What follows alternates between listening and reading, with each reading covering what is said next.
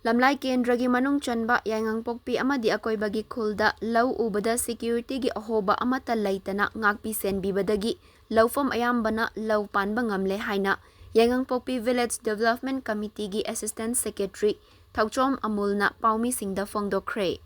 Yengangpokpi maning laukonda paumi singa unabada Amulna makha takibada lamlai kendragi MLA KH Ibomchana Yengangpokpi gi area da mathau tawriba Indian Army CRPF, BSF, Manipur Police ki makok thongba singda lamlai kendragi lau uba yadaduna lakpa laufam khudingmak lau uba yanaba akanba cheksin thorang laukhatnaba kanna haibadagi hana kuki singna leiramba bunker sing security force singna leisinbada natana labuk amadi chinga tainaba mafam singda ayuk pung 6 tagi numidang wairam pung 5 fauba duty tawduna laumi singna lau unaba chathok chasin tawbada kanagumba amatana ayet papirakpa ngamdanaba kanna ngakli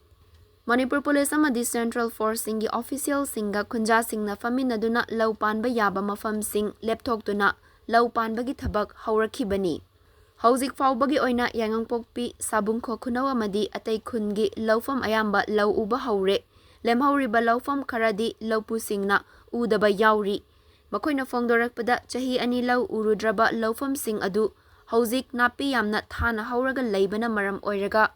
hauzik khoiraga lau ubada khudongchadaba kaya thokadabana udabani hairi karigumba kalenda lau khoyauram labadi lau ubada akaiba amata thoklamdabasu yaba adu hauzikti matang chadre khanbadagi lau udabani security ga mari amata lainade haina Fongdorakpa lei handak fazana ngak senliba asigumna matang chahidadi kalen sanbot khoiba December thadagi me mamangda lau khoihaunaba security gi cheksin thorang lokhat haningi haina mahakna makha takhi lemhoriba 35% kari maram gi dangta uba ngamdrino lau jiu lawai tabagi lau oiba imphal gi lau oiba ubada sahi ani sila abanina napi je asduki matik haubanina akoi ubada paisa aduki matik sangadaba ubagi khudong chabji masi ngamdaba haitare kanamba na athingba akhoi gi maikaida khunjagi maikaida athingba piba leite uningba jaga gai u tawbudabu nakhoi gi safety oigedaba khara singong kiya nakpadudi noina khara wakhandu khallaga irang thoktanaba mawongda yengaga aigi isaju soktanaba mawongdu yengaga u haina haibiba adu na maram oiraga akhoi gi jaga uba yaba jaga bawde akhoi occupy tawraga hujiga 75% ji bawde akhoi tasengna uba ngamjare